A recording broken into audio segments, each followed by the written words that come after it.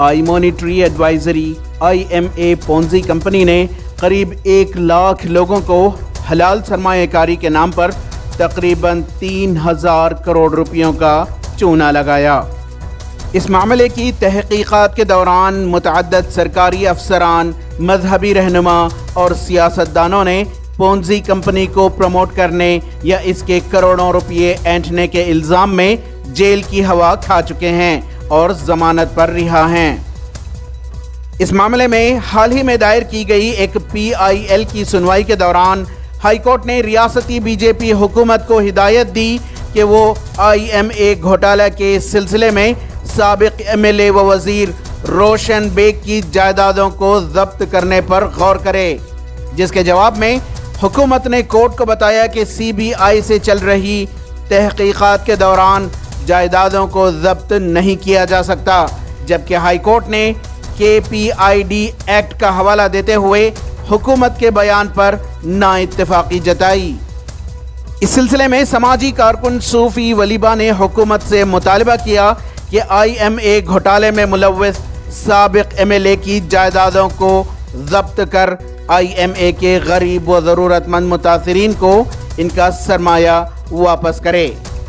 जा बजा खामोखा सारे उम्मत मुस्लिमा को सूद और खोरी के अंदर मलूस करने का एक बहुत बड़ी है मनसूबाबंद साजिश के तहत और कौम व मिल्लत के पैसे को तबाह व बर्बाद करने के लिए, असासे को तबाह बर्बाद करने के लिए जो ये पोंजी कंपनी की शुरुआत की गई, जिससे जो है करोड़ों रुपए और हज़ारों लोगों के रुपए तबाह व बर्बाद हो चुके हैं। ऐसा जो है एक प्रोपेगेंडा फैलाया जिसके अंदर बिल्कुल शामिल शहर के मारूफ उलमाए कराम भी इसके बराबर शरीक हैं। अब इस कंपनी के मुताल्लक़ जो भी ब्यूरोक्रेट्स फॉर्म्स और सरकारी महकमों के अलग अलग जो है अफसरान इसमें जो शामिल हाल हैं, जो ये पैसों की तबाही के लिए कारण हैं, ज़िम्मेदार हैं, जो भड़काया कौम व मिल्लत को इससे पोंजी कंपनियों में पैसा इन्वेस्ट करने के लिए, बिलखुसूस से जो सियासी लीडरान इस पैसे के अंदर जिनका नाम सुर्खियों में है कि जो है इन्हीं अशखास ने इतने करोड़ रुपए लेकर जो है गरीबों के पैसे को डुबोया है, बर्बाद किया है, वो उनके प्रॉपर्टियों को, इमलाक को, जायदाद को फरोख्त करके तमाम IMA के जितने भी होल्डर्स हैं, ज़रूरतमंद गरीब यतीम मसाकिन हैं, उनको उनका पैसा लौटाया जाए। इस मामले के मुताल्लिक़ बात करते हुए समाजी कारकुन सैयद गुलाब ने कहा कि CBI जांच एक बहाना है, जबकि भारतीय जनता पार्टी अपने हामी को बचाना चाहती है। उन्होंने मुतालबा किया कि KPID एक्ट के तहत हुकूमत मज़कूरा साबिक MLA की जायदादों को फौरी तौर पर जब्त करे और इसकी रकम IMA के मुतासिरीन को लौटाए। जो हाई कोर्ट ने ऑर्डर दिया था, जो बहुत सारे हमारे लीडरान,